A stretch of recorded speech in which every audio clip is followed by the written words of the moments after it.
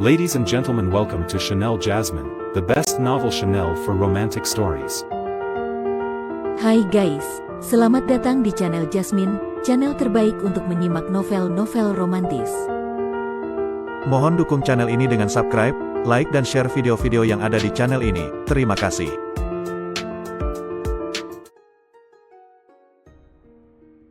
Perintah Kaisar Naga bab 506, 5061, 5062. Dev tidak mengejarnya, karena dia tidak tahu apakah dia dapat bertahan hidup di surga kedua dengan kekuatannya.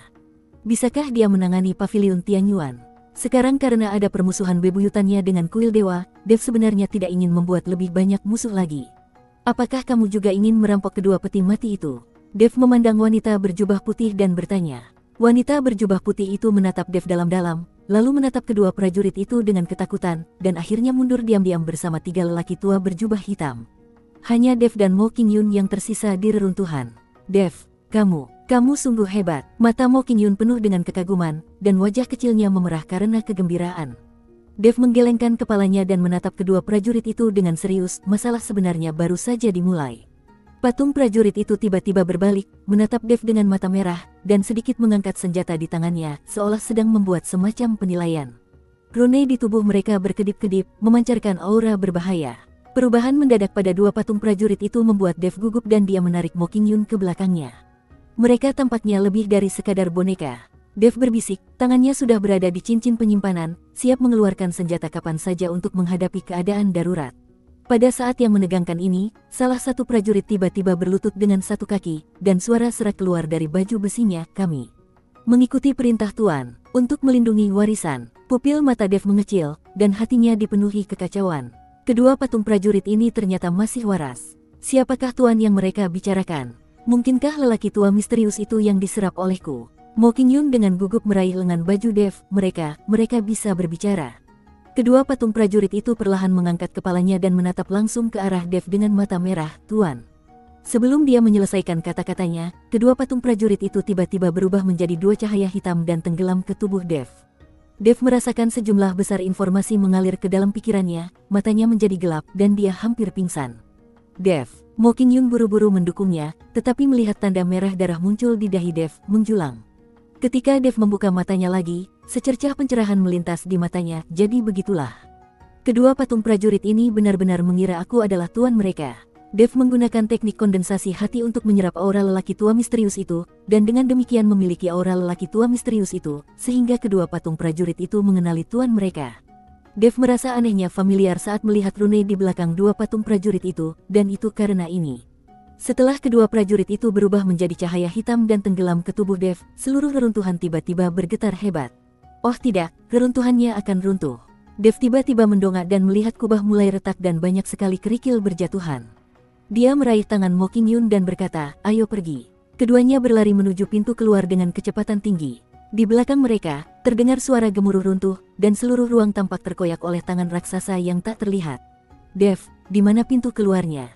Mo Qingyun bertanya dengan cemas. "Ikuti aku." Mata Dev bersinar dengan cahaya keemasan, dan dia langsung terkunci pada sumber cahaya redup. Itu adalah formasi teleportasi yang mereka gunakan untuk masuk.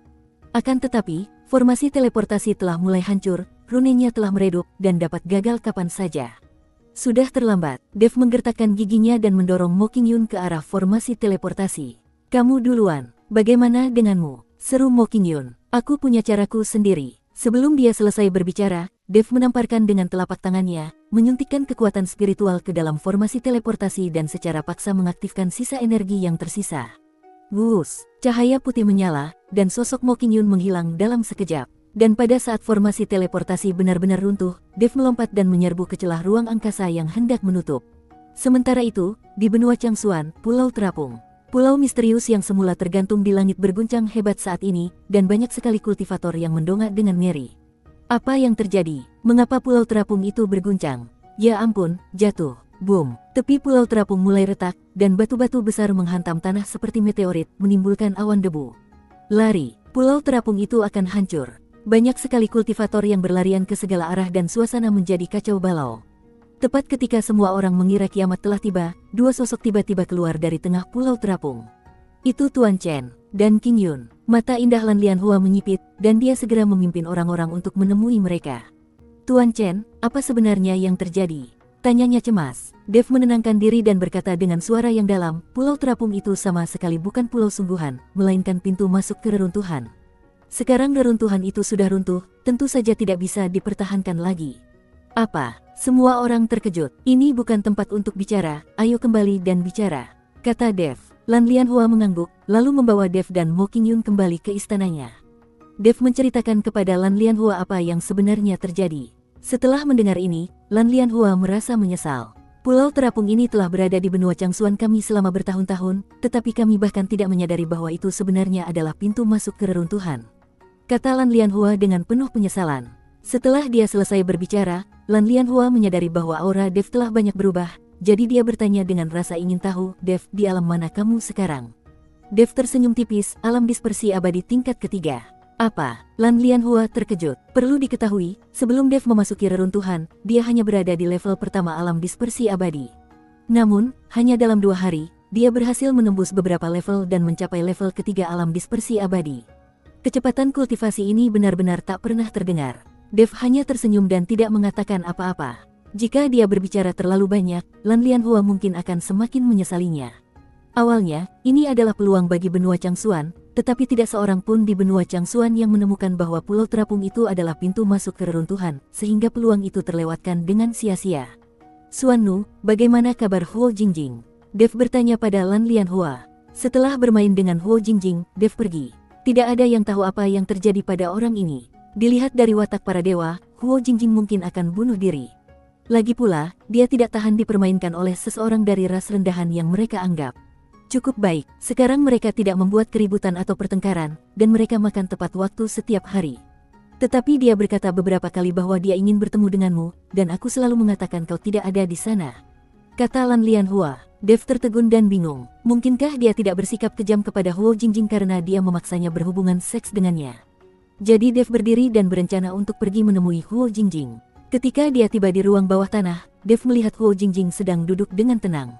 Melihat Dev datang, Huo Jingjing berdiri, tetapi dia tidak semarah yang dibayangkan Dev. Dev, Huo Jingjing menatapnya dengan tatapan rumit. Berbeda dari kesombongannya di awal, ada sedikit kelembutan di matanya saat ini. Ada apa? Dev mengangkat alisnya dan bertanya dengan tidak senang. Untuk menghadapi wanita sombong seperti itu, Anda perlu menekannya dengan aura Anda. Huo Jingjing menggigit bibirnya dan berbisik, kamu. Apa yang telah kamu lakukan selama 2 hari terakhir ini? Apa hubungannya semua ini denganmu? Apakah aku perlu melapor kepadamu? Dev berkata dengan dingin. Tidak, aku tidak bermaksud mengendalikanmu, hanya saja pikiranku sangat kacau selama 2 hari terakhir ini. Huo Jingjing melambaikan tangannya dengan cepat dan berkata, kenapa? Dev menatap Huo Jingjing, apakah karena aku merasukimu sehingga kau jadi bingung? Ya, Huo Jingjing mengangguk. Maaf, aku juga impulsif, kata Dev. Kamu tidak melakukan kesalahan apapun padaku. Huo Jingjing menggelengkan kepalanya, bisakah kamu masuk dan duduk bersamaku sebentar? Dev berpikir sejenak, mengangguk dan membuka pintu penjara. Tepat setelah masuk dan menutup pintu, Huo Jingjing tiba-tiba berbalik dan melemparkan dirinya ke pelukan Dev. Dev, sepertinya aku jatuh cinta padamu, kata Huo Jingjing kepada Dev. Dev terkejut, lalu mencibir, Nona Huo, Anda seorang dewa, bagaimana mungkin Anda tertarik pada semut seperti saya? Jangan bercanda denganku. Aku tahu ras dewamu tidak diperbolehkan untuk bersatu dengan ras lain. Huo Jingjing mengangkat kepalanya, dengan rasa malu dan marah di matanya, mengapa kamu masih menyebut-nyebut klan dewa? Aku bodoh dan telah dicuci otaknya. Kita semua manusia. Malam saat aku bersamamu, kau menunjukkan kepadaku apa itu surga. Suara Huo Jingjing berangsur-angsur menjadi lebih rendah dan pipinya memerah. Ternyata setelah dipaksa berhubungan seks dengan Dev, Huo Jingjing awalnya geram, namun lama-kelamaan ia menyadari pikirannya dipenuhi oleh bayangan Dev. Dev tidak menyangka bahwa wanita sombong dari klan dewa ini akan ditaklukkannya secepat itu. Tampaknya bahkan wanita yang paling sombong pun takut pada tongkat besar. Dev melihat penampilannya yang pemalu, dan hatinya tergerak.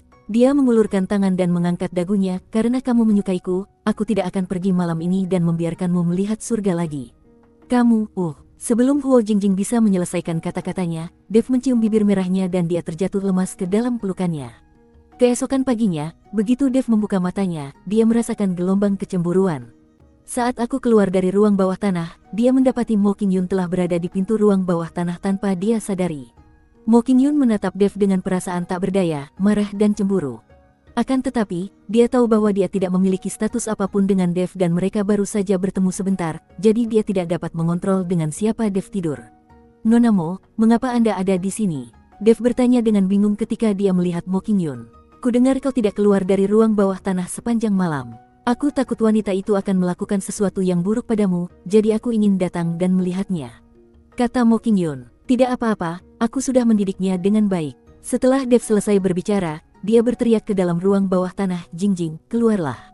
Huo Jingjing keluar dengan wajah memerah dan pincang. Dev juga membuka pembuluh darah di tubuhnya dan tidak lagi terbatas. Ketika Huo Jingjing melihat Mo Qingyun, wajahnya tiba-tiba memerah dan dia menundukkan kepalanya.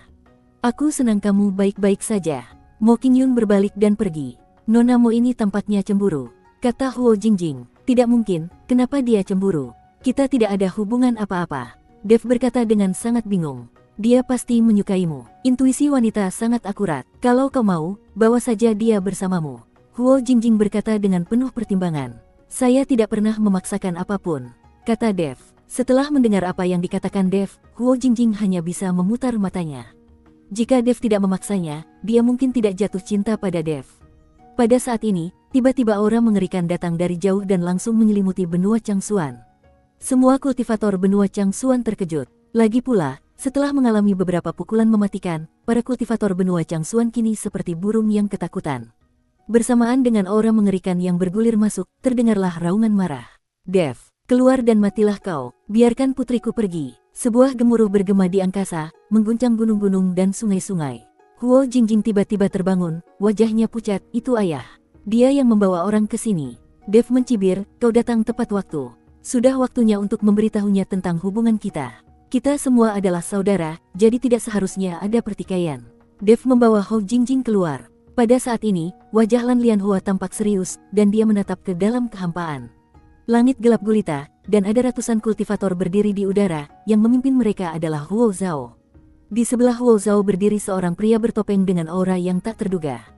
Dev mengenalinya sekilas. Ini adalah inspektur kuil yang tubuhnya telah dihancurkan oleh mereka. Bersambung.